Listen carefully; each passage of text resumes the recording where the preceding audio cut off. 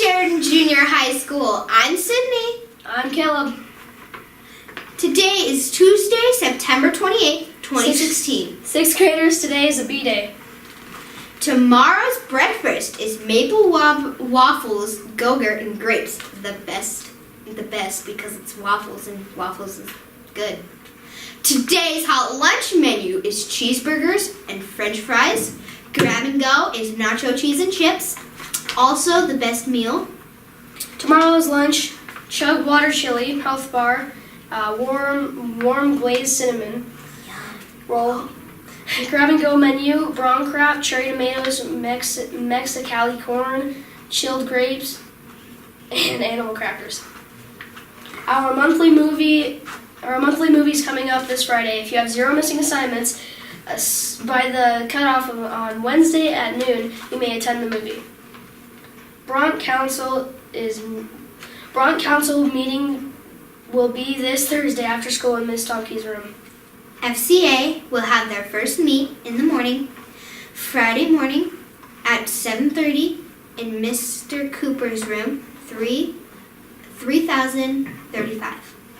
Bronx Council wants to know what that next week will be our Spirit Week. Monday, Crazy Hair Day. Tuesday, Fancy Day. Wednesday, PJ Day. Thursday, Throwback Thursday. And Friday is Blue and Gold Day.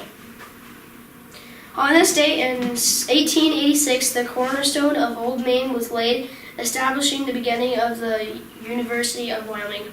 And now for breaking news.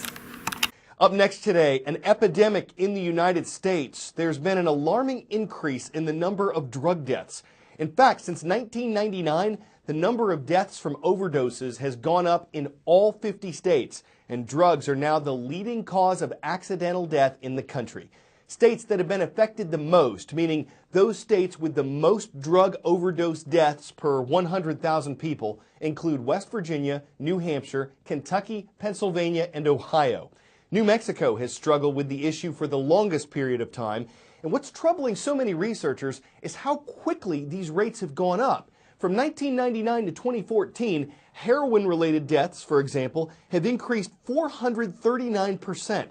Scientists in several areas say the blame lies with the increased use of that drug and of synthetic man-made opioids, like commonly prescribed painkillers. What makes them so addictive? Before we can explore your brain on opiates, we need to understand a few things. An opiate is a chemical derived from opium and is the key ingredient in heroin. Those narcotics in your medicine cabinet, codeine, oxycodone, hydrocodone, they're opiate-like, but they are man-made and more commonly referred to as opioids. So how do these chemicals affect the brain? One big way is by exerting powerful pain relief to the rest of the body. Chemicals flood the system and latch onto millions of opiate receptors peppered throughout the body. Think of opiates and their receptors like puzzle pieces. When they bind together, pain signals are dulled, or they go away altogether.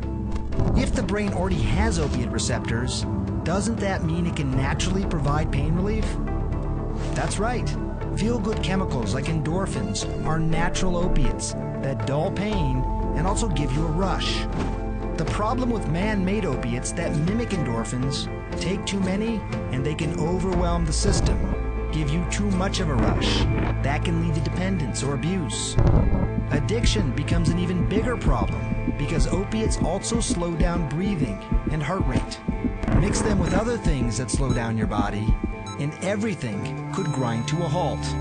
In fact, every 19 minutes, someone dies of an accidental prescription drug overdose. Most of the time, it involves an opiate. It's now more common than dying in a car crash. If you want to avoid that fate, don't take more than you're prescribed. Don't use other people's prescriptions. Never mix opiates with alcohol. And maybe try other ways of alleviating your pain, like over-the-counter pain relievers and good old-fashioned exercise. Now please join us for the Pledge of Allegiance.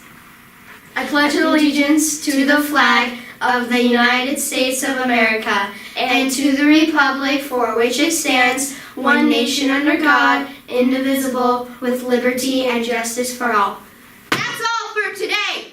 I'm Sydney. I'm Caleb. Remember, be safe, Be responsible. be respectful, and be bold.